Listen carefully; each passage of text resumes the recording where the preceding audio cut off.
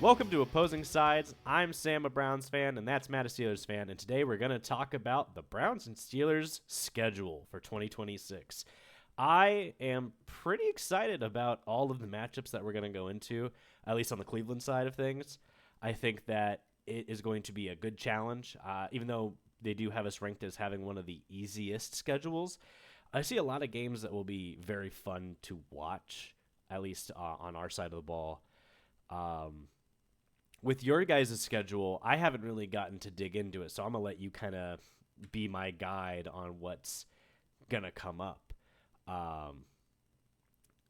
After we talk about the schedule, I think we're also going to talk a little bit about OTAs, what's going on with them. Browns have only done their first day as of right now, but the Steelers are already going on day 2, so Matt probably has a little bit more to talk about that. But Matt, actually, if you wanna lead off your schedule, I feel like I've talked enough.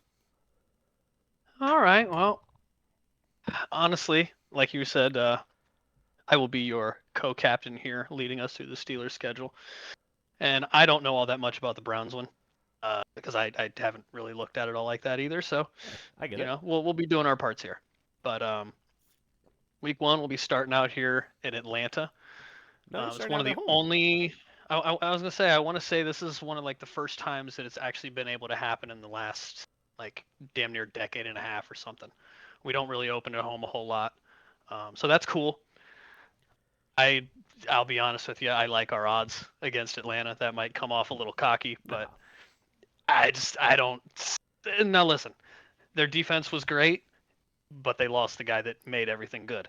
Yeah, to us. They're Yay! I was looking at that earlier today, trying to see what some stats that kind of popped out, and really and now this is kind of going to sound like common sense, stupid common sense, but their defensive line was going Oh crazy. yeah, leading. That's where a lot of their production came from Yeah, their defense. they led a lot in the sack metrics and in the pass deflected metrics. They were top 5 Pressures in too. pressures especially. Yeah, I mean they got a lot of Hmm. fun up front. You could say. Yeah, no, definitely. And I want to say it was like their one of their linebackers, Ellis, was he was also up there with sacks, but their defense, as long as it's holding its own, I don't know how much Tua and Michael Penis are going to be able to carry the offense. They're going to have to rely a lot on Bijan, and obviously, once again, this is us going from what we've known about our teams and what they're going to be doing. Yeah. But if we're anywhere near like being able to stop the run as we were last year, Bijan's not. We should, if we can keep a lid on him, we basically win that game. Yeah, I mean, they added Brian Robinson Jr., which I mean, I've always enjoyed him as a good workhorse. Maybe second down back. He's a guy that you're just gonna try to get 2-3 yards with him, but he's nothing that's like he's not a game changer. He Yeah, and he I'd plays agree his with that. role well, and he's somebody that can get you a first down. He can get you decent yards, but he's not Bijan. No. Um, I'm confident in you guys taking the win there, week one. Especially at home, you guys get to open pretty much back and forth from what I'm seeing in the early side. But on our Pittsburgh's normally not all that great out of the gate when it comes to the seasons, yeah, but on paper it looks like we should be fine. So, what do you got here? so week one we start out away. We start out on a classic Sunday afternoon in Jacksonville, and we're gonna stay in the South for 2 weeks. But week one, we go up against the Jags. And I've been a guy that I was a little worried about Trevor Lawrence when he was first drafted. I didn't think he was going into a great situation. That team pretty much shed all of its skin and was starting off really fresh. And he really hadn't lived up to his name until last year. But I Hmm. genuinely think they're a very good team. I have actually a lot of respect for him. I think that they've really pulled it together. And I mean, I'm not going to try to glaze my own team. And I really do have this chalked up as we're going to lose week one. Um, I just think, yes, you lost Travis Etienne. Yes, you lost Devin Lloyd. but you have stacked up on your defense, which was the side of the ball that you weren't really as good on. You extended Trayvon Walker, he's a great player, and you Which guys was a decision. a decision. Yeah, it's a lot of money for a guy, and I think he's still a good player, so I'm not upset about them doing that for them. The one thing that I think is funny is they traded one defensive tackle for another okay defensive tackle with Rook Orohoro, who he is what he is, but I just think their offense could be a problem for us, and I'm not going to be like, oh yeah, we have the greatest defense in the league, our defense is going to outshine them. Like, I would genuinely put that as a loss, not just to glaze my team, but honestly, like, I think it could That's happen. interesting. I really do just think that you're away. You know, you're going to still feel out some of these things. You still don't know what's going on at quarterback, even with OTAs happening today. Like, it's currently I wouldn't even call it a 50-50. I mean, this is like I could predict this as a loss, as a genuine like just overall look at football. I'll be honest with you, Sam. I'm not buying the smoke coming out of that camp. I'm not Ours? buying it, man. Mine? Yeah, Shadur. I do not believe that Deshaun is going to be in a competition with Shadur. No, somebody wants to take him. Come on. I don't believe that's a thing. Arizona. And genuinely, the ghost of what's his name that they just drafted? Jeremiah Love? No, the quarterback. Oh, at the beginning of the third round. Guy, I can't think of his name either. Big bobblehead fella. Yeah, I can't think of his name, to be honest. I feel a little bad about that. Yeah, no, it's okay. His arm is blown apart. He's fine. Come on. I don't know. I just it's a game I'm worried about. To be honest, it's a game I'm genuinely worried about, and they were I feel like you guys team. are gonna come out of the gates a little hungry this year. If I had to decide, I think you might take it. I think we could. It's the away, it's the starting away, and I think the Jacksonville Jaguars are very hungry. I really do. I think they're ready for they're ready to go back, deeper run in the playoffs. I think the Bills really shot them down last year, and that's the Bills, They love to just eat teams alive, especially in the look what they did to the Broncos 2 years ago with Bo Nix. I mean, they were like, oh, yeah, Bo Nix, the underdog, and they literally ate them alive in the wild card round. So, all right. I have my opinions on the Jags, but we'll get to that in my schedule. Yeah. So, number 2 here, week 2, we go to Foxborough. We go to the Patriots. Defending, I don't want to say Super Bowl champs, Super Bowl attendees. Yeah. Yeah, they were AFC champs. Come on.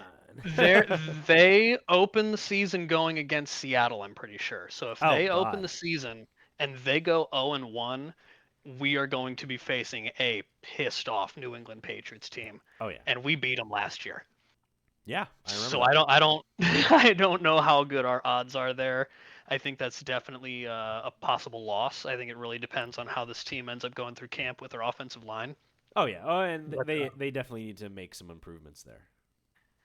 I don't know. I don't really like our chances there. I think that if we do end up winning, it's going to be a very close one, and we barely eke it out. But I think it'd be realistic if we lost. It'll be a kick. It'll be the boss. Definitely. It'll be a score. It'll be one score for sure. I definitely agree with that. And you're going into their town. That's going to be a little tough, but that's going to be a tough game to win, especially early in the season like that. You know that the Patriots are one of those teams where they're probably going to be pissed. They know that every single game you lose early in the season is going to come back to bite you in the last 6 weeks. Especially, it's not like this. You're playing a random NFC team. Like, no, you're playing an AFC team that very well could have a shot either as a wild card or possibly even a divisional leader, so. Right. There's definitely a shot you could see him again down the line at some point. So. Yeah. So that's an interesting spot for you guys. So far, we got a 1-1 record, though, in my book, so it's not too bad. So for me, staying in Florida and going even further south, we go to Tampa Bay. And this is my 50-50 game. There's no guarantee either way. I think that the Bucks really only added to their team. I don't think they really. I mean, obviously, yes, they lost Mike Evans. Yes, they lost Rashad White, which Rashad White's okay, but for the running back situation, he just hasn't been the same since he got hurt and came back. And he wasn't the star of the show anymore. Bucky took over, and then there was Hmm. I keep forgetting his name, the guy who came up right there. Tucker, Sean Yes, Tucker. Sean Tucker. Sean Tucker came up and showed some little sparks of life. So there's a reason Rashad was out. He's worth too much money. You're not going to pay him running back money. Running backs always get screwed. And they also lost Hassan Definitely. Reddick, so like they do take a hit there. But like their line is the same. They added Alex Anzalone, the blonde master from Detroit. I mean, that guy is a dog. They also added one of your guys, Mr. Kenneth Gainwell. And they obviously the big one, Ruben Bain, a huge jump for them. And they got a linebacker a little bit later. Was like Joshua Trotter, I think is his name. I like the way he looks. So this is one of those things that's like, no longer Baker's old coach, but also Baker's Mhm. old coach. This is the offensive coordinator in his worst year. So there's probably a little bit of love lost against Monk. This is a game that he's probably going to want to wake up dangerously for. But I really don't have us in the hole, especially because Baker does make mistakes. I love Sure. Baker, The but gunslinger. he's a gunslinger. Yeah, he's gonna hero ball. He will hero ball. And against our new defense, I really don't see that happening. I think I love Emeka, um, but I think their offense has taken a slight step backwards. I Um, will say, I think that Tampa had probably one of like my top 5 favorite drafts in this league's oh yeah, and draft they this year. picked very well. They picked a lot. I think Bain sliding to where they got him is Oh an yeah, absolute steal. That yeah. dude's going to be a dog, My mom predicted that regardless shit of what right he in front of does. me, literally right in He front of my he face. his production is going to be insane, regardless of what his size is. I think. Oh I yeah, also think that Ted Hurst is going to slot into that offense like a yes. puzzle piece. We It's talked going to be about him in our perfect. mock draft. We liked him. Hmm. Overall, that's a 50-50 game. Um, I still think that we could pull it out. It's going to be that again. That's going to be one of those ones that, in good old Baker Mayfield fashion, this is going to be a 2 minute, you know, 2 minute warning, possibly even an overtime. Like we're going to take this shit down to the wire kind of game. I think Hmm. Shadur has a lot to show off to be like, hey, I'm the new dog. If he's playing, if he's starting, which I really do hope he does, I think he really could do it. And little update for you: Cavs are up 14 going into the fourth quarter now. Just got that ESPN notification. Let's go Cavs. Um, Finish him off. yeah, finish. Let's just win strong and go up on the series. That's a 50-50 game for me. I would like to say it's a win, so I think I'll split that. We're 1-1 as well, and I'll throw it back to you. Fair. Divisional, So yay! right, week 3 we get our first divisional. We're gonna be playing at home against the Bengals. It's the Bungles. You know how they are. I don't know. Now we made the rule that we were talking about splitting divisionals just before this, so that way it would be a fair split of schedules and all that type of stuff. Yeah, And I think that that's fair. We can go on ahead and go and continue that through. But as an exterior thing, I do have a comment to say about the entirety of the schedule is that if Aaron Rodgers comes out and he does play a majority of the season, and they, last year has a repeat year. The only thing that can make it better is we have to sweep somebody in the division. That has to happen for one of them, whether it be the Bengals, the Browns, or the Ravens. They have to seal up at least one, maybe two of those, because if not, they're going to be stuck in a position where they're going to be teetering, and they're probably going to end up having to go against Houston or Buffalo. again, It's not going to be great. and you don't want to go against that Houston defense at all, especially this new Houston defense. No, I'm going to talk about that later. Ugh. Not my thing. definitely not what we want to be faced up against. Yeah. Um, Um, but realistically, these we're just gonna go ahead and split these. But um, I don't think the Bengals are going to be all that much better. I think that they had probably one of the worst off seasons this entire year oh yeah, of any team. I agree. Sexy Dexy, that's it. Cool, you traded a pass rusher that gets sacks for a defensive tackle that gets sacks. That doesn't help your problem. You think up the gut's gonna help you? I don't think so. You're paying your receivers a bunch of money. You're paying your quarterback a bunch of money. You're drafting shitty tackles that need time to build. It's not a process that's going to work. And you've So got vets that can't kind of wait to watch them and crumble. you've got vets that kind of suck, like Orlando Brown. I think that their corners are getting increasingly worse. I would But agree on that. They people talk about how Dallas had one of the worst defensive backfields in the NFL. I don't think that the Bengals were that far behind them. I really don't. Um, their safeties are really bad. They did draft, I think, Takario Davis and another Takario guy, Davis, which are yeah, like, he's in my I like them, notes. but they're probably not going to play unless they win it out and they take that position if somebody gets hurt. But Yeah, I don't know. no, I understand. Um, I'll talk a little bit more about them when it comes to our first Bengals game. I think I don't want to take up your spot. No, I get you. Who are we running for week 3? The Panthers. So we Classic. finally come home and we play the Panthers, and it's again 1 o'clock on a beautiful Sunday in late September. That is, I hope this is a win. I think you should win, but I really think the Panthers are one of my dark horse teams. I don't like the Panthers organization. My dad hates David Tepper. David Tepper sucks.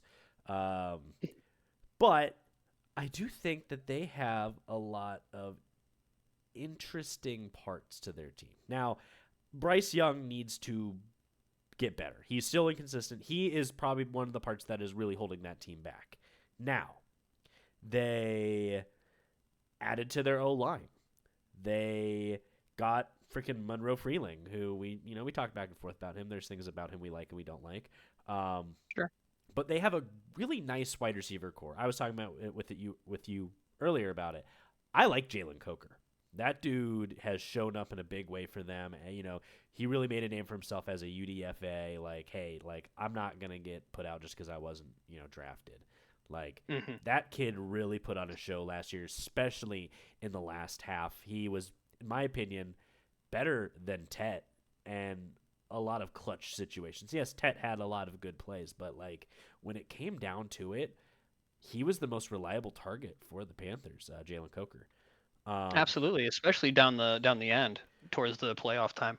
So that's where we should win. If Bryce Young plays like a normal Bryce Young, we should win. Yes, their defense is interesting and wild, and their corners and defensive backs are dangerous, especially as ball hawks. But now so are ours. I think we've added enough to our team that now I think we edge them out on defense a little bit, and I think that our more I would say developed because they're quite undeveloped, but I think our wide receiver room should be better than theirs, even though theirs have a lot more time in the league. I have hopes that we would win it, and I think we would be 2-1 at this point, going into our Thursday night Steelers matchup. Now we can sit here and do this if we wanted, switch them back and forth, but October 1st. October 1st, we get to.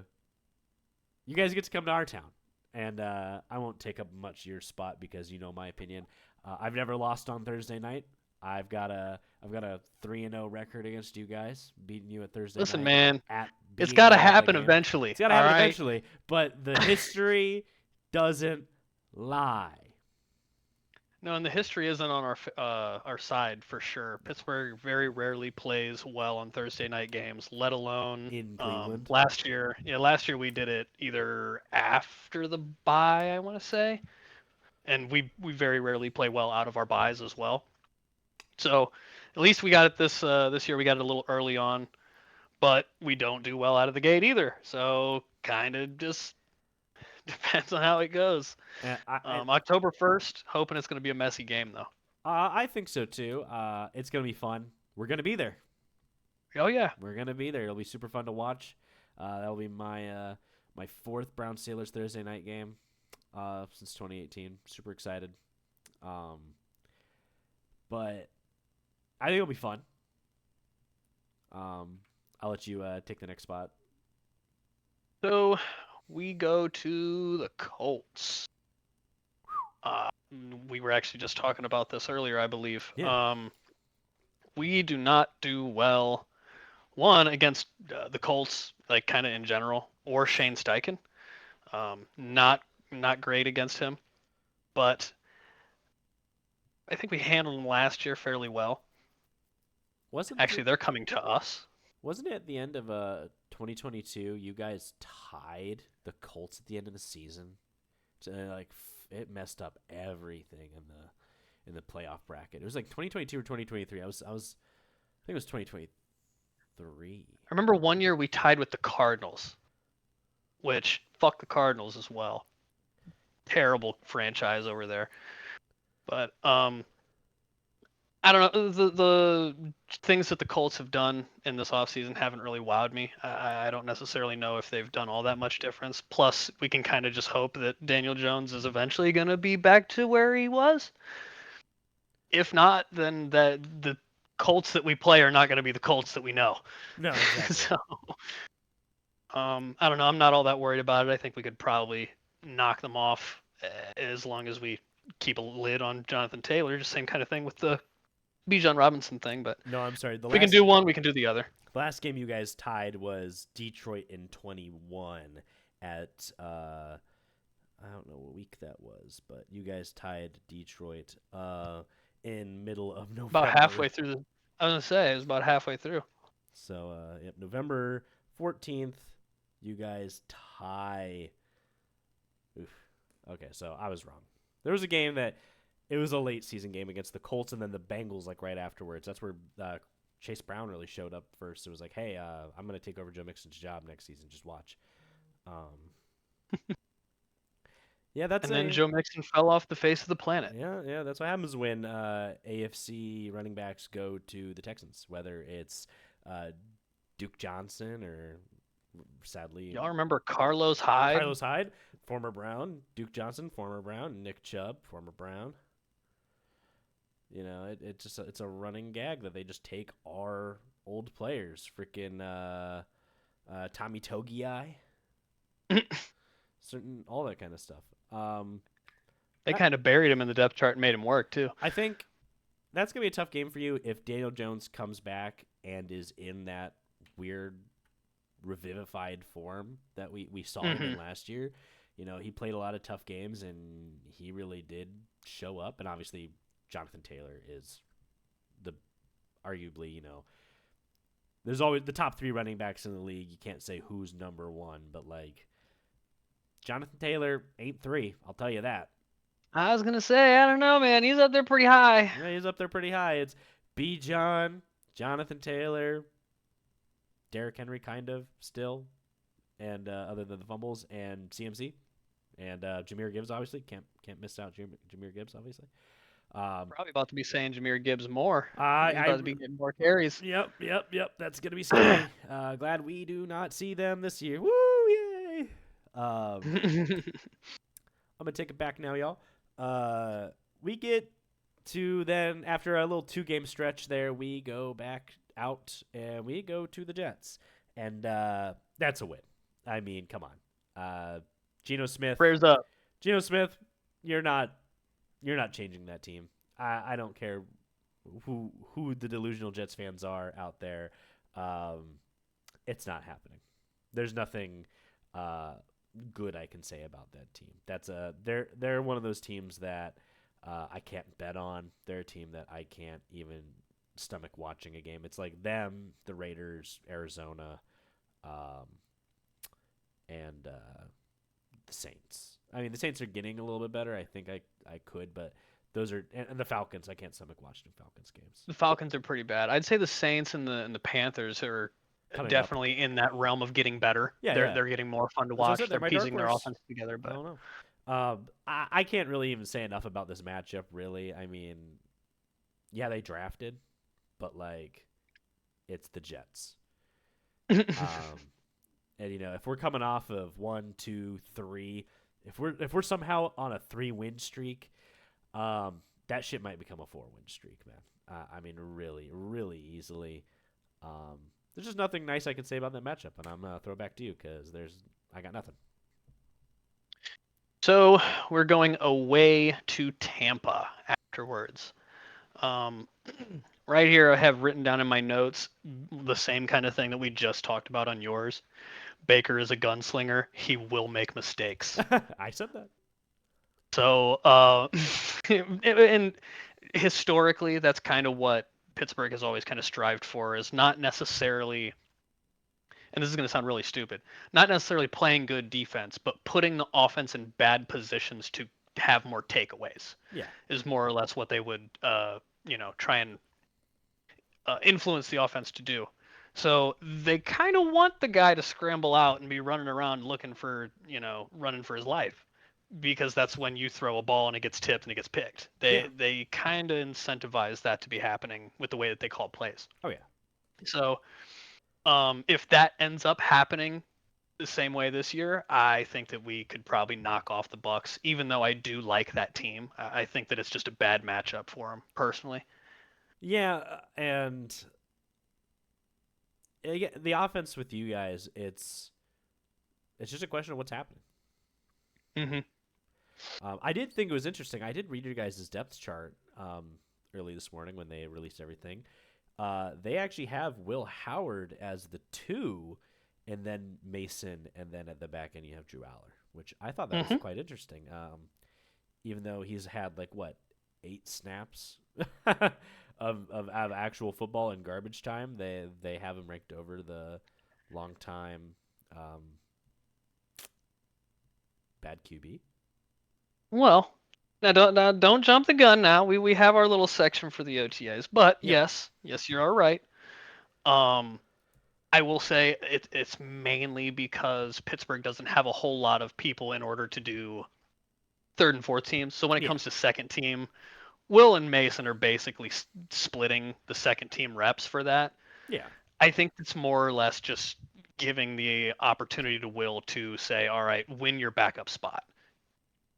So I like that for him. I think he could deserve it. I think he's got some of the physical talent, but let's see if he can get that the rest of it the way there. right. On my end, then we come back home for our Ravens game. The Ratbirds. I have this one as it's a 50-50, it's a split, we're going to do, but I'm actually going to take the early loss. The Ravens early, I don't know if it's a Harbaugh thing or if it's just the Ravens' luck. They just tend to be early season winners. We've seen it plenty of times when they've come out of the gun, even though they lost to the Chiefs the 2 seasons ago, right out the gate. Isaiah Likely dropping the ball. I still think they'll probably take it from us just because they like to do that. My big thing is that I don't like their wide receiver room. I've never been a Ravens wide receiver guy. I think Jesse Minter could add on to it. Again, I don't know if it was a Harbaugh thing that they were good early just because of Harbaugh's game plans and his weird stuff, and Monk adding to that. But we'll see how it pans out. But I'm going to take that as a loss because I have more to say about that when we go to their town. Okay, that's fair. But I'll just chalk it up as a loss. And I'm going to throw it back to you. When do you go to prime time number 2? We do. Well, I guess technically, it's prime time early days. Hey, we time. Go to Paris. Oh yeah, they were in Paris. They would say. Some people were in Paris. Quite a few in Paris, but so I don't know. The Saints are an interesting team. They're I don't want to say a bad team, but they're definitely weird. They're a fringe team. They're which side of the fence are they going to fall onto this year? Well, and that kind of goes perfect with the whole, us going out of the country into Paris to go do it. But I don't want to say we don't play well early, because last year we went to Tottenham Hotspurs Stadium, and we did Tottenham. whoop up on, I believe, the Vikings, maybe. Um, I don't know. I think that the chances are probably pretty 50-50 split, but we like to fall to teams that we should win. So this being an early game in Paris, I think there's a good chance we probably lose it. It's a weird situation. Like, yes, you're the away team, but like, there is no love there. There is no home there. Um, you never know with Tyler Eh, Shook. I think. And I think now I don't want to be a hater, but I think the reason Tyler Shook did play as well in that stretch there was A, they weren't playing against great teams, and B, there's no film on the guy, you know? Yeah, he that's right. was Nobody knows what he's doing. Louisville. Oh yeah, same place that Lamar Jackson came out of. Oh wow, yeah.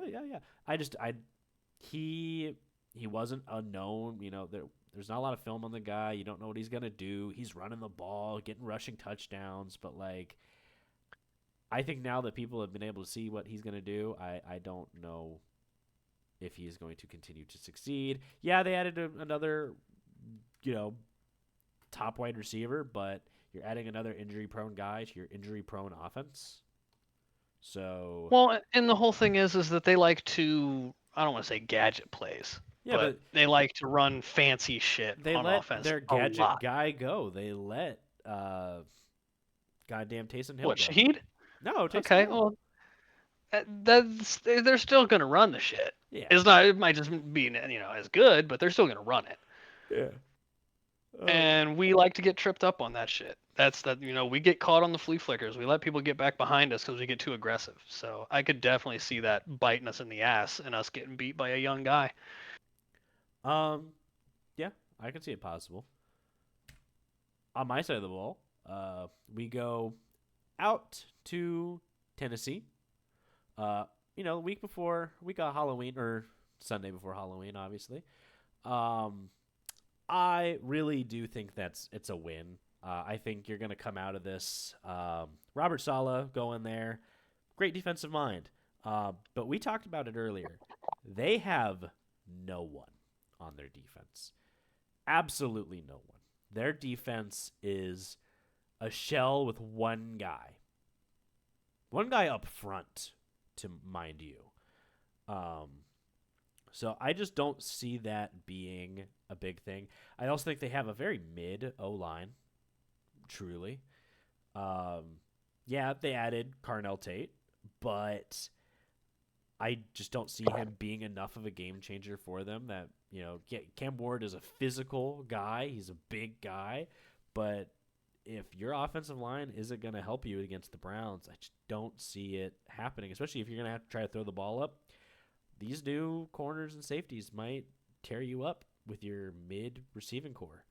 Um, you don't have I that do many. like their offensive line a little bit more than you do, but I mean, I'm definitely with you on the receiving core. Calvin Ridley's not my guy. Nope. And Carnell it's Tate's cool, and Elik Ayumanor, I believe is how you pronounce his name. I'm not sure. They drafted him last year. yeah. He's pretty solid, He was the but only good guy I last just year. yeah, it's not enough for me to go, oh man, they're dangerous. Yeah, and it's like the running backs, Tony Pollard and uh, Tajay Spears. Spears. They did some damage to us last year, but again, we were running on that terrible offense to the point where we couldn't get it up. We couldn't keep the offense on the field at that point. Our offensive line was just getting eaten up. Fucking Simmons came out here hitting the perfect timing on Shadur because he got the sack on him, and it's like with a better O line, I think we are a significantly better team than they are. And I believe that we need to go in there and show that, yeah, we are the better team, and we will come out of that with a win. I will say. You gotta assert your dominance. Now we get matchup number 2. I will say it's probably pretty enjoyable for both of us to get this locked away and done, at least in the first half of the season, so we don't Yeah. end up having to get to week 17 and figuring out, oh shit, we got to play the game. The deciding No. game. We will get to be a little bit removed from that. Now you get the opposite, where you get to double up on the Ravens at the end of the season. We'll talk about that in a bit, but That's okay. Fuck the Ravens. I'm excited about that game. Uh, Obviously, I'm gonna take that as a loss. We don't do well in your guys' town. You don't do well in our town. It is a nightmare of a game. Definitely. But outside of that, I'm gonna let you keep going. Oh, well, we're going into the week 9 bye week, which personally I like pretty much week 9, 10, 11. I like the later bye weeks just because it lets you get a little bit more rest going into that back half of the season for your playoff run normally, if you have the playoff run. But, um, man, after the bye week, it gets ugly Yeah. over here. Lots of prime time. My God. Yeah, I got it wrote down here in my little notebook. We have 6 of them Total. Yes. in total all year. One of them is the Thursday night football game. The second one is the Paris game. And then the last 4 are 10, 12, 13, and 14 of the weeks. One's a Black Friday game, one's a Monday night game, and one's primetime against Houston. You literally have 3 primetime games in a row. Now, Yeah. so you get Friday. They're on different days. Yeah. Well, and the nice thing is you get the Friday game, and then you get a whole week. You get 9 days off for Sunday. Well, 9, it's 8 days off because you're playing on Sunday. And then you get another 7 days, a full week, and then Monday night. So, And then we play divisional right after that. and then you play 6 days later, you play divisional. It's gonna be ugly. But, and I'm using my magical orb here to foresee the future. Aaron Rodgers is running out of the stadium again with the American flag perched up. The Jets are flying. He blows his Achilles again, and Will Howard comes out in the back half like he did in college and just plays us into the playoffs. He's got to do it in Texas against the guy that he took over that guy's team, Ohio State baby. Ohio State. He won the championship in Texas. It don't matter. Yeah.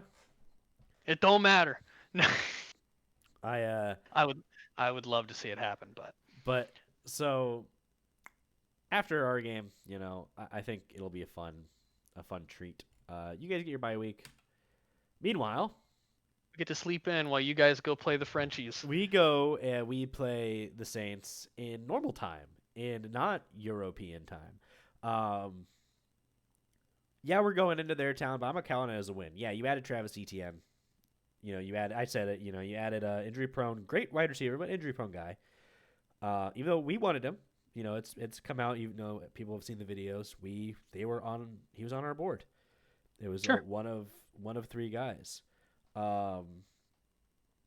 You added a good guard, the Auburn guard.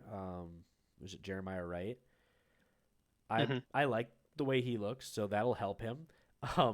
But there's something that I think is interesting is you have Spencer Rattler, but then they also brought in Zach Wilson for this fight of a QB job. So what that tells me is you want to light a spark underneath Tyler Shoug's butt to make. You gotta let him know he's not safe. Yeah, and I think both of them are better than Spencer Rattler. I do not enjoy that guy at all. I think he is a bad quarterback. He has not done anything that has wowed me in my life. That dude isn't even a game manager. That dude he's just a guy. I think my dad could probably play better football than him. The only thing about their team that I do like is that Chase Young is still there trying to do something. I looked at his stats from last year. He was actually doing pretty good for only playing 12 games. He was like 15th in sacks.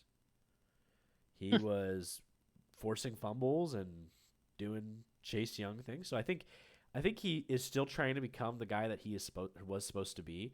Now, he is getting up there in age, but it's not like he's old. He's a young man. I think he can still get up into what he's supposed to be. So, No, I think he's definitely probably in the Clowney, Von Miller, DeMarcus Ware in his last couple years. He's starting to get to the point where it's like, all right, he's a mercenary. yeah, I think he could be a problem, but I think our new offensive line will be able to do good things against him. I think we'll be able to run some trick plays of our own against the gadget guys. So I have hope that it should be a pretty good win for us. Coming out of your bye week, you get another prime time. We do. We go to prime time against the Bengals. We are away, so we're going to not John Brown Stadium anymore. It's Paycor, I think. Thanks, Paycor. Yeah, whatever. We know what it is. We're going down to play on the river in prime time in Kentucky. Basically, yeah. I don't. It's the Bengals. Yeah. But you said I don't know. I had them. Yeah, I had them win in the first one, so we have to lose in prime time. Our first, I guess, third primetime game. But yep. So we're losing in prime time, coming out of the bye. Once again, it fits the schedule. Coming out of the bye, we would probably lose. Going into prime time. So big sad face, but it is what it is. For week 10, this is the beginning of the Browns setting up shop in Cleveland for 5 weeks. This is going to be a very interesting stretch of the Browns. The Texans have got to come to us. Now, you might think I'm crazy. We're going to start out with a loss. We're going to lose to the Texans at home. Really? We've been on the road for 3 weeks. We're tired. Yeah, I guess after the Titans, Steelers, and Saints. Yeah, okay. And this defense is scary. They've bolstered their O-line. They have made their defense even scarier with guys that you like Caden McDonald. Tank Dell will probably be back by then. That's week 10. That he should be back. Unless C.J. Stroud looks like playoff C.J. Stroud and he just starts butterfingers in it up and throwing interceptions and playing poorly, I am afraid that we're not going to come out of that game without bumps and bruises. Like, they are going to play very hard football, and we are going to. I don't think that this is a game that I'm like, oh yeah, it's a win for us. Blah blah blah blah blah. Like, no, I think we're gonna take that loss there. That's a loss. And then we get to go to a bye week, week 11, which is a great bye week. I agree for us as well.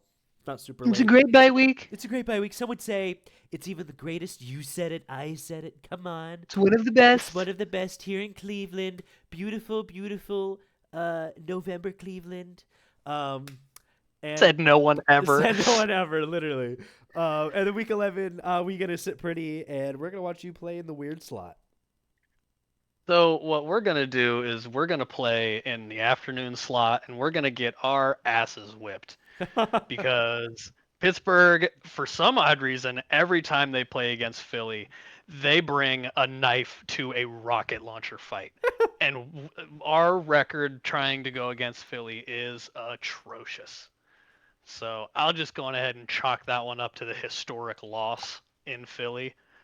But is what it is there. We'll get them back here in the next week when we do the Black Friday Broncos game. we got some calls here in the next few weeks, so I'll keep it quick on mine. So then we come out of the bye week, and the Raiders come to us, and I really think that's a win. You're super rested. You're pissed off. You lost to the Texans at home, and Shedeur is furious, and he got his first starting win against the Raiders in their town. Now they come to us, and Fernando, he's going to try to do his best, but they got bad receivers there. They have a tight end as their best receiver. And Fernando's going to be pulling turf out of his face mask all night. That's what it's going to be happening. And again, they're in that situation that it's like Kirko is labeled as their number one quarterback right now. He is not there to just mentor the kid. There's a chance that Kirk Cousins could be playing if something poor is happening, or vice versa. You never know with what happens. It's week 12. Who's gotten hurt? Who's gotten laughed at? There are odd things that could be happening at this point. But How's Genty holding up at that how point? is That Ashton would be a Genty big holding question for up? me. Playing in his new stance, his old stance, whatever. I think it's a win for us. I think our offense would be in a better situation. I think our depth at running back is better. Obviously, they have a a great running back supposedly. I'm still not 100% set on that one. But the receivers just suck. I mean, really, who are their receivers? They got I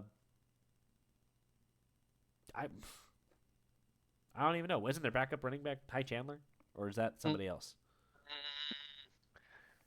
Tyquan Thornton, maybe? Tyquan Thornton. Question mark? I don't know. It is I know they got 2 tight ends. They got 2 solid tight ends. I don't understand why they went and got 2 of them and no receivers, but we're not GMs. We're just fucking 20-year-olds, dude. Yeah. I don't What do we know? I don't know either, but I'm taking that as a win. I think that's a good win for us. We're gonna come out there, we're gonna flex on them, and we're gonna show them who's who. So after we get our asses whipped by the Eagles and we fly on home, well, I guess we'll probably drive right on back down the road to go back home, and we fly out the Broncos. 5 hours. It's a 5-hour drive. This is Pittsburgh, all right. They're not spending money on that shit. No, you're right. All right, they're sticking them in a bus and sending them down the road. So we're gonna fly in the Broncos here on Black Friday. Primetime game once again. I think that's gonna be a hell of a game. I can imagine. I actually have us winning this one. Ooh. I think that at this point in the season, we're gonna see what happened with the Broncos. I think that the Broncos and now I don't know if I've been on record on the pod saying this, but I think that the Broncos are probably one of my favorites to go to the Super Bowl this next year. Yeah. Just because I think that once again they're pissed. They're pissed that they kind of got screwed out last season just from the one freak incident. On non-play. But I do think that the Broncos this last season were a lot like the Minnesota Vikings from a few seasons ago, where if you look at their schedule and you start, every game is won or loss from about 5 plays. If those 5 plays did not happen in said game, the ending turns out different. Yeah. And I think that a lot of those games could happen. Okay. I think that this is one of them. I think we get a couple good plays on Bo Nix. He gets crazy. Maybe we blow out Dobbins, get him to fumble or something like that. Just there's probably going to be some takeaways, and it's going to end up going our way, I think. Think you're going to end it in a kick, a 3-point, it'll be a short? Possible. It's definitely possible. I could see it. I mean, a lot of their games were 1-score games last season, so with it just being a primetime game on a fucked up day, I definitely think it's going to end up being a weird one. 3 p.m. slot is going to be weird. Oh, so this is another thing that I believe it's either that day. Yeah, no, it's that day. Because it's on Friday and it's at 3:00. So I learned something very funny about this. Okay. If it's on TV in Pittsburgh after 6:00, I believe, they immediately black the game out. They cannot show it because it is a state law that professional sports cannot compete against the time slot of high school sports. Huh? So if that game goes past that, it gets nixed by a high school time slot, and they have to block out the game. Wow. Well, high school sports are for real in Pittsburgh. Hopefully you guys don't go to overtime. Well, hopefully the field goal goes through and there's no donks. That's all we can, hope for. Grinding your teeth. Pretty rare. It's pretty rare. Well, while you guys are having your fun back there. I've advanced up to week 13 at this point. And so week 13, Bengals come to us. And this is just a notorious area for Joe Burrow. I think it's a win for us. Joe Burrow, other than like really one time, has never played good in Cleveland. I mean, hell, his only wins in Cleveland are when Deshaun Watson blows his Achilles out. And, like, that's it, right? Like, they don't win in Cleveland against us. I mean, that's a pretty good time to pull out a win, I'd say. And my you notes, lose that, I it's gonna be real bullshit. I also had Sicario Davis as a, like, yeah, it's a pretty good add to their team. But other than Dex and that, they're the same team that they were last year. Yep. And I really think that Myles Garrett's going to be looking to just tack on his, like, 15th Joe Burrow sack, put him in the graveyard again. Graveyard's filled with burrows. Dude, it is filled with burrows. Burrow, I mean, truly, I do think he has sacked Joe Burrow like 10 times, I think, at this point. It is a lot. And, you know, hey, he got the record on this motherfucker. Like, that dude's probably I scared. was gonna say, well, shit, he had at least what 3 in one game. Yeah, he's scared. And you come to our town, I think we win that game pretty handily.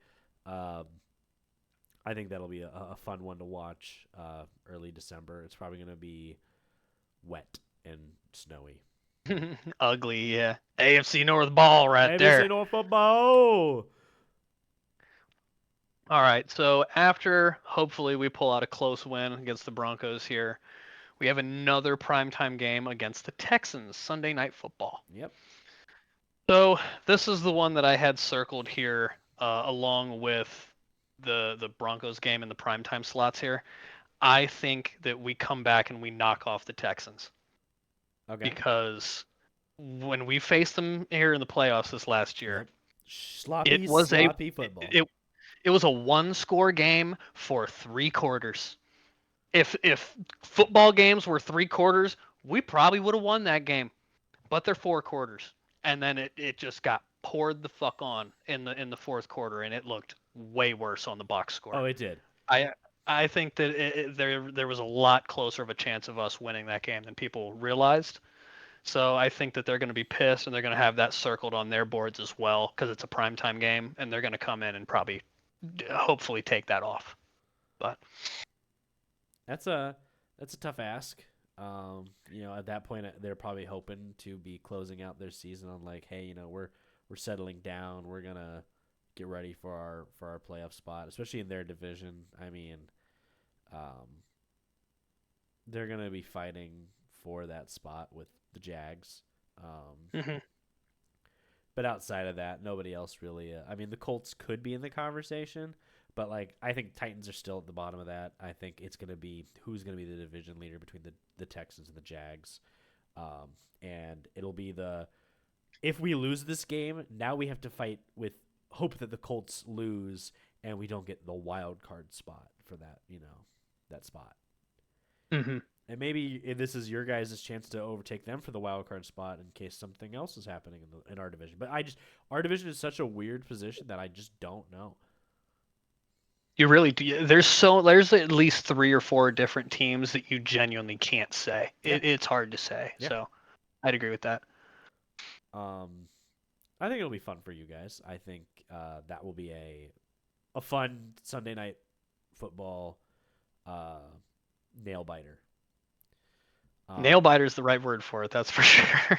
Then to end our 5-week stretch in Cleveland, we are gonna go down, or they're gonna come to us. The Falcons come up here, and Kevin Stefanski gets to come home, and I think we're gonna we have to put the wood to them. Tua sucks. Penix sucks. Their receivers are incredibly mid. I mean, I like that they added Zachariah Branch. I think he can help them. But, like, when they went through free agency this year, it was all about value of player over quality of player. They added to their defense, which was strong, but now we have their coordinator that hopefully was one of the reasons that they had a strong defense. And I think that we could really just put the wood to him and just kind of walk away from the Kevin Stefanski thing happy that, we made the change. I'm not going to hate on Kevin Stefanski, but, after all the change and stuff, I think this would be the nail in that the last 4 years of crap, The last 4 years of these bad contracts and Paul DePodesta. This would be the last this is the wiping of the ass. This is the fifth and final friction wipe, This will be it. We're flushing after. Yeah, no. this. Once again, that's another one of those games where you really have to come in and impose your dominance and say, no, we're winning this game. Yep. Because if you don't, and it ends up coming off like it's a close one, it's like, well, it's going to be interesting. But it's a must-win. It's definitely going to be a must-win game. A tough revenge game for sure. But I'm going to call it a win. And that would be our third win in a row. And it's just a normal, Sunday game. So we'll see. Mm-hmm. Now you get the end of your primetime run. So the end of our primetime run here, we go to Jacksonville, I believe it is here. Yeah. Yes. Now this is something I mentioned it here earlier. There were something that came out about Jacksonville here. They protected this home game. They did not want to play us in another country because they were originally offered that, and Really? they declined it.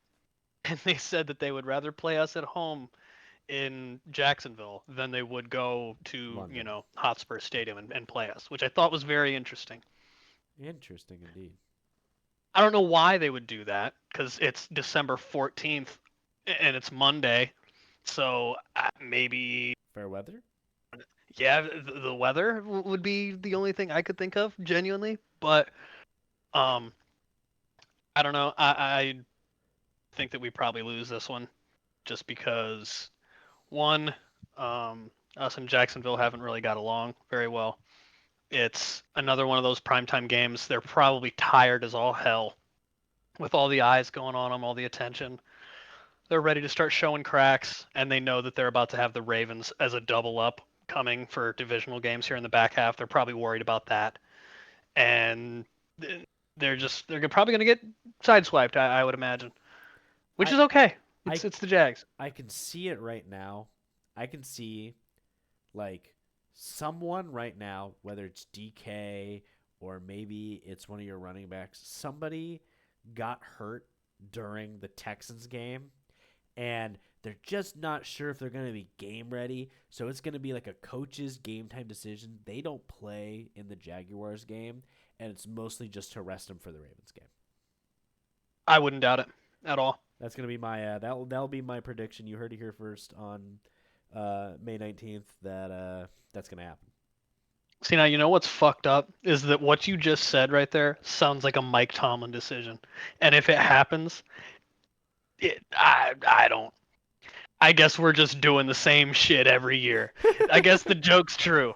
I don't fucking know. We're 8-9, boys. We're 9-8, boys. I guess, yeah, consistently. So now we get to leave Cleveland for the first time since November 15th. It's the week of freaking Christmas. It is Sunday, December 20th, and at 1 p.m., we're going to MetLife. It's gonna be cold. It's gonna suck. But we're the Cleveland Browns, and I believe on paper right now, our team is better in every way than the Giants. Yeah, you got Harbaugh. Harbaugh knows the Browns. He knows Todd Monken. But to me, you added a tight end, Isaiah Likely, who is likely to drop the fucking ball. Arvell Reese, great pick. Like him. I like Malgoa. I like Malachi Fields, but you just replaced Wan'Dale Robinson with Wan'Dale Robinson. And for me, they have a hard time getting over the hump, the Giants. I don't think that they have that killer drive in them to get over there. Now, we'll see if Cam Scatabo is healthy or in his 9th concussion protocol of the season. Same with Jackson Dart. And Jackson Dart. Jackson Dart might have a broken finger or two at this point. And John Harbaugh falls off in this late end of the season. He'll pick it up next week, week 16, 17, 18. He'll come back hopefully and try to steam through the end of his division. But they're playing in a hard division. They're the odd ones out. I mean, I think technically Washington probably is going to be the odd ones out in this sense, unless Jaden Daniels really comes back and is that guy. But they're going to also be probably playing from behind here, and they're going to have to try to jump up ahead. And I don't know what the Giants' schedule looks like and if they have to place them again. But I see the Giants falling back a little bit at this point, and I think we will scoot ahead of them and take the thing. Oh, man, wow. New York Knicks beat us in overtime. They kind of whopped us in overtime here. Sucks. Tough break. Couldn't finish. It's okay. You're in their house. It's hard. You're tired. So yeah, I think we take it. I think that would put us on our 4th win in a row, and then you guys get to have the Ratbirds come to town. Ratbird week. So this one we'll be playing at home. That'll be a home split, so we'll take that dub. But Ravens late in the year. Lamar, fingers crossed, this is the one that we actually can sweep this year, because I feel like we tend to have his number, but who's to say? We'll go off of our rules and we'll say that that's the home dub there. But I respect that. It's interesting. Nothing too special. This Panthers game is a to be determined. I feel like this is going to end up being like a weird one. That if you guys are in the hunt and this is like your you beat the Ravens, and so now it's like, oh, you're done being in the hunt, and now you're at least gonna wild card. That game gets flexed to like a frickin' Friday or like a Saturday, a weird game slot. I could see you guys getting put on a weird slot there for the Panthers game. Well, at this point, sorry, I'm swallowing through the wrong hole. At this point in the schedule, we would be at about an 8-6, I believe, is what my math here is. 1, Okay. 2, 3, 4, 5, 6, 7, 8. Yep. Which doesn't sound all too off. No. But with that being said, an 8-6 record, looking at your last 3 weeks, yeah, shit's getting pretty tight, bud. You better win those divisionals. If you lose any of these games, it is going to ruin you.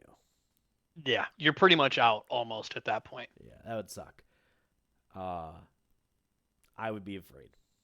Now, here comes my weird pick. I said that we lose to the Ravens early in the season because in the last 8 damn years, we have played better in Baltimore than we have played at home when we face them. And so this is where I take another win. We come on a 1, 2, 3, 4, 5 now winning streak. It's a streak. And we if the game one was a loss, I'm gonna take this as a win. I think if we're doing the split thing, and they're beaten down after they just played you guys beat them. They're pissed, but Lamar plays sloppy when he's mad, and he's gonna throw 2 interceptions, and Derrick Henry's gonna fumble the ball, and Myles Garrett's gonna sack Lamar Jackson on a scramble to make it 4th and 26th. It's going to be a hard-fought, in-the-dirt game. It's right after Christmas. You literally had 7 days of rest. We're going in. I'm going to take a win. No, that's definitely fair.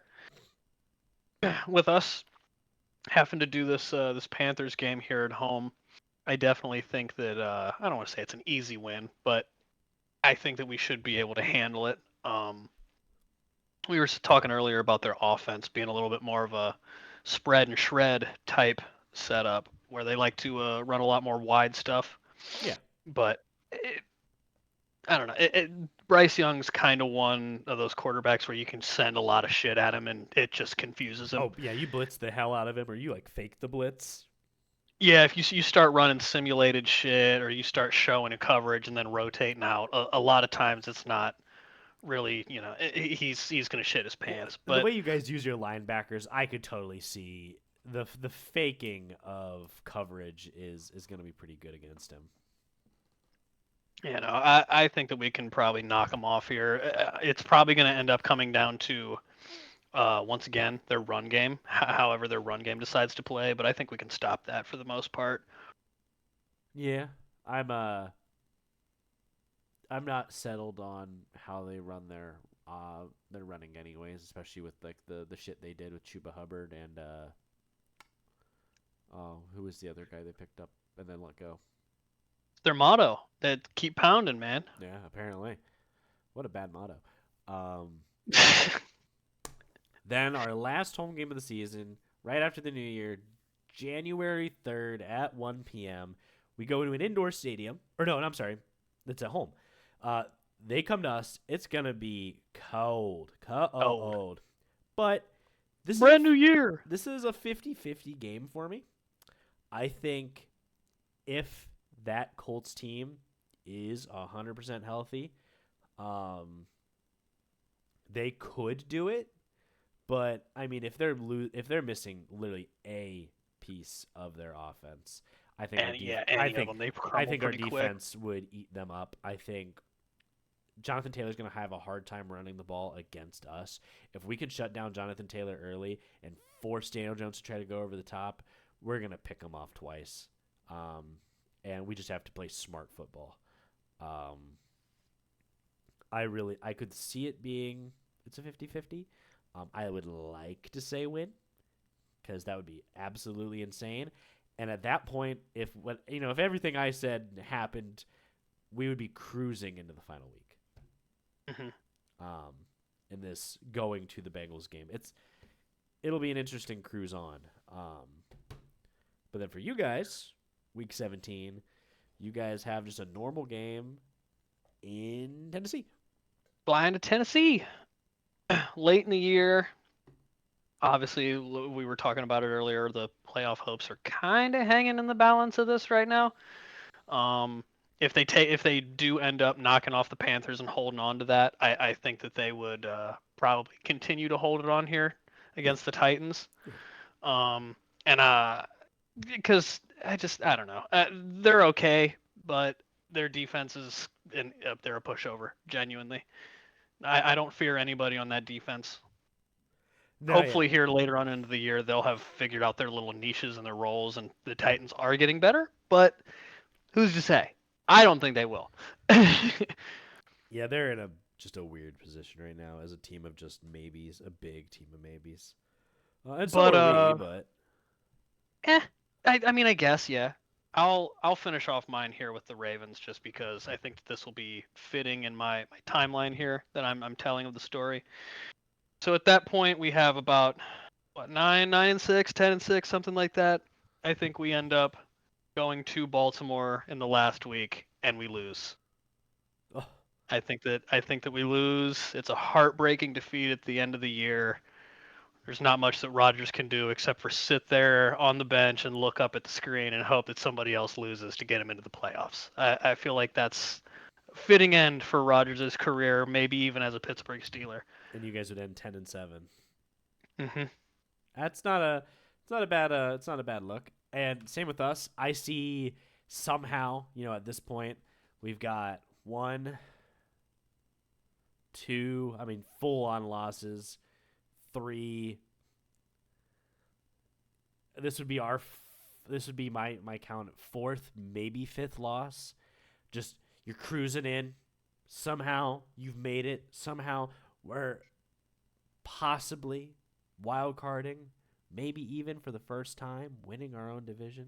Winning the division. Oh my Oh my God. god, that would be insane. Does sound like a little bit of a glaze, but I don't care. You sit out all your guys for the Bengals game. You know it's gonna be it'll be Deshaun and Dylan douching it out on the Bengals with a weird thing. You know, When was the last time that the Browns won the division? um, a very long time ago. I Hmm. couldn't even tell you. My dad would know. Here, you keep talking. I will do the Google machine. Uh, it would have been. I'll let you do it. But I just think that they'll cruise in. So if somehow you split the division, you lose to the Jags, you lose to the Ravens, the Steelers, the Texans, and the Bengals. You lose 5 games. You're 12-5. That would be insane. Now, again, I think the Bucks game could be a 50-50, so maybe you lose 6 games. You're 11-6. That's still good. That's still on It's that hairy still edge. good. You probably scoot into it. You get again, and it's like, oh, we face like the Texans in the wild card, or it's like maybe the Jags. No, because I don't think the Jags could win their division. No, I don't think the Jags even get close to that. I think the Bills are still gonna take that away from them, or maybe the Patriots. I don't know. I would The hate. Patriots are gonna have to fight for it. I would hate to have that happen. Us go up against like the Patriots stuff, but at best, I'm saying like an 11-6. 11-6, I think, is a comfy best. If you somehow, you lose to the Jags, the Bucks, the Ravens twice for some reason, I doubt that, but you somehow lose, or like somehow we lose to you guys twice, I could see us at worst being 8-9, barely missing the playoffs, being 8-9, like as worst. But I don't think we'll be this, 4-5 win team. I think we'll be a lot better this year, and I think it'll just be really fun. I think it'll be a fun season. I'm gonna try not to bitch. I'll have my opinions when we get to watch these games, and Right, you gotta wait until they start playing ball. So Matt, when was the last time that the Browns won the AFC North? Well, you see, Sam, that is a trick question. If AI Google machine is correct, it says that the AFC North has never been won by the Browns because it was created in 2002. The Oh, last time that the Browns won their division was in 1989. It was the AFC Central Division. oh yeah. Because I think I've heard it. Yeah, the Oilers have won the North before Hmm. we did. Yeah, the Oilers used to be one of our rivals, actually. Larry, shout out Larry at the cemetery, used to tell me about that all the time. That's insane.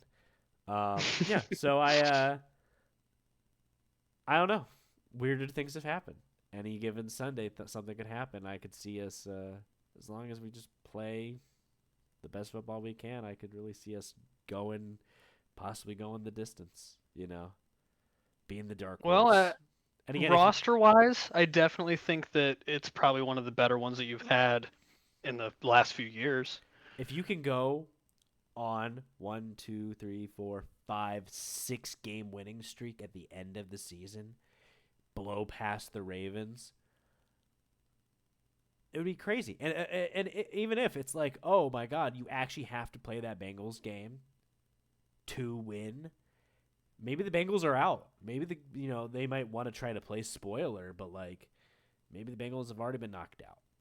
So it's Hmm. like It's not like that's ever happened before. the Ravens and you guys are like praying for the downfall of the Browns, and so everybody actually has to play the game. But also at the same time, it's like the Chiefs didn't play when the Broncos were trying to wild card in, and people were pissed that the Broncos just walked into the playoffs that year, and then again we got immediately stomped by Buffalo. But who knows? It'll be fun All to think right, about. playoff matchups are always, hectic there at the end of the year, but you always got to see how it shakes out. Yeah. So OTA wise, I'm a little thin on the OTA news. Like I said, currently they're like touting Deshaun Watson. There's this smoke screen of Deshaun Watson's balling out, but nobody's actually like allowed to be there. There's no media that's allowed to be at this day one of the OTAs. So Deshaun like, Watson ain't balled out since his last massage, Sam. yeah, yeah. Was it Happy Baby? What's the position called? Put him in the McChicken position and Yeah, rub his he's back. exactly. He's apparently he's revivified by the new coach Todd Monken, and he's trying his best. Well, I just don't. I think it's smokescreen. I think it's like they're grasping at straws, trying to be like, hey, somebody, anybody want a quarterback? We'll drop him off for you. We'll even pay some of the money. Come on, guys. Um, I don't believe it. Um, we'll find out more stuff tomorrow as we get into like the day that people are actually allowed to be there. Well, sure. And we'll just have this weekly little spurt of football throughout the end of May here and into June, and then we'll get right into training camp. Yeah, no.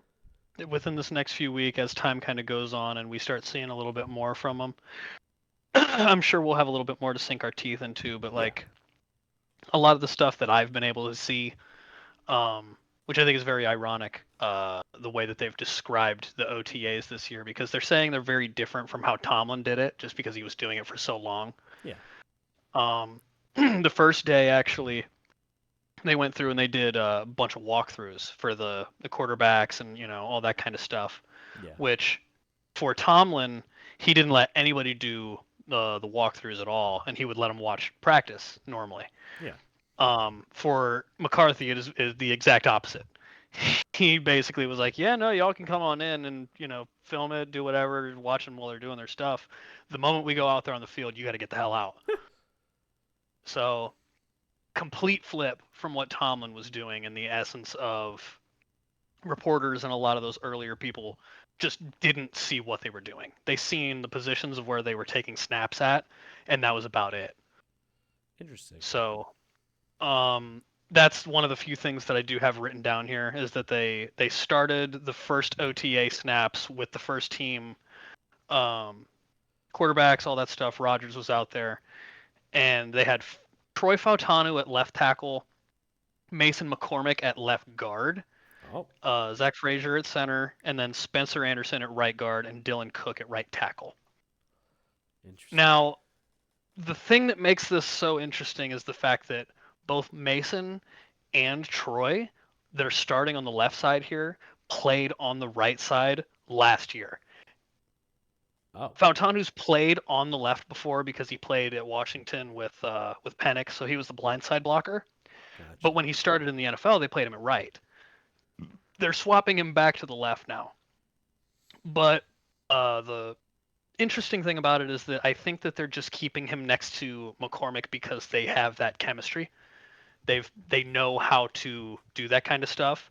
And genuinely, out of most of the people on the offensive line, other than the center, those are the two that they know are going to start.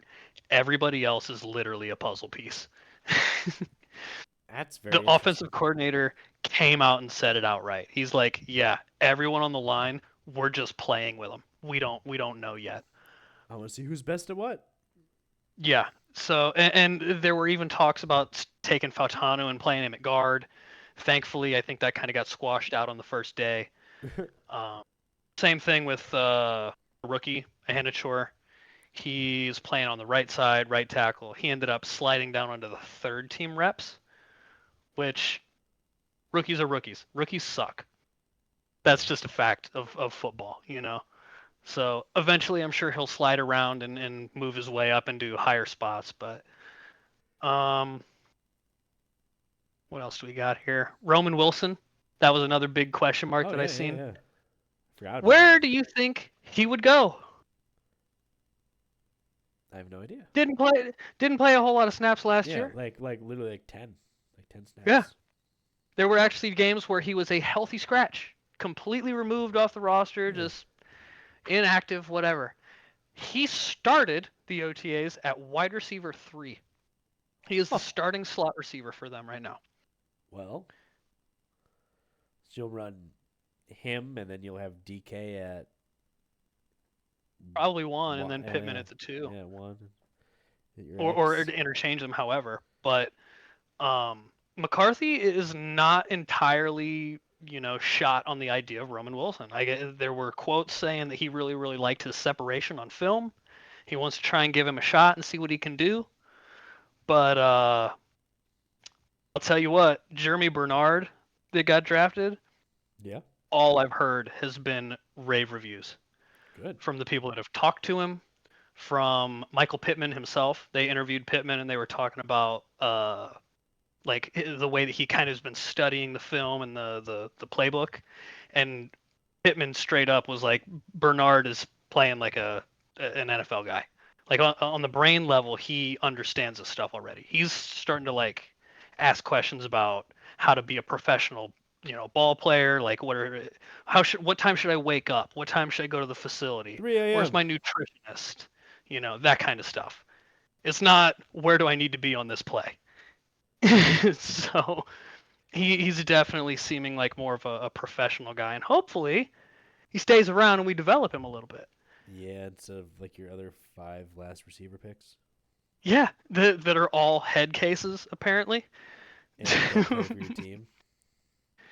um, they had Heidenreich starting as a kick returner, so I think that'll be interesting. He'll probably be one of the main special teamers that they'll start. Yeah, they want to see, And get little glimpses of him. You're not going to just throw him out. He was a 7th round pick overall, but yeah.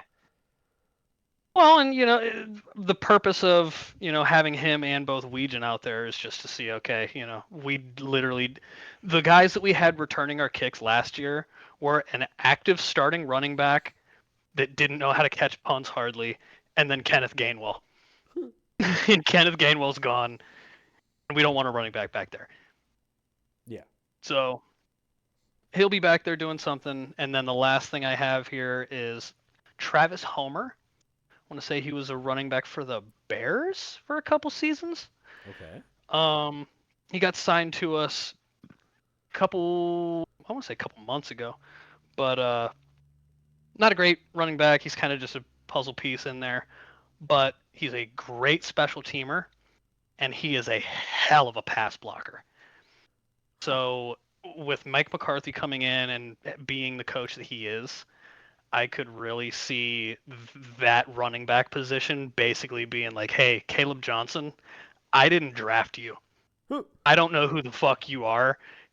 Prove it to me. Show me that you can stay. Damn. Because so far, the only piece of tape that he's got has been him catching a kick and then fucking it up and being a detriment to the team. Wow. I can totally see. That's pretty much what I see that as. I wish I had a little bit more to add. I'm a little thin on the OTA stuff. We're waiting on some more. They'll let news. y'all in eventually. It's all right.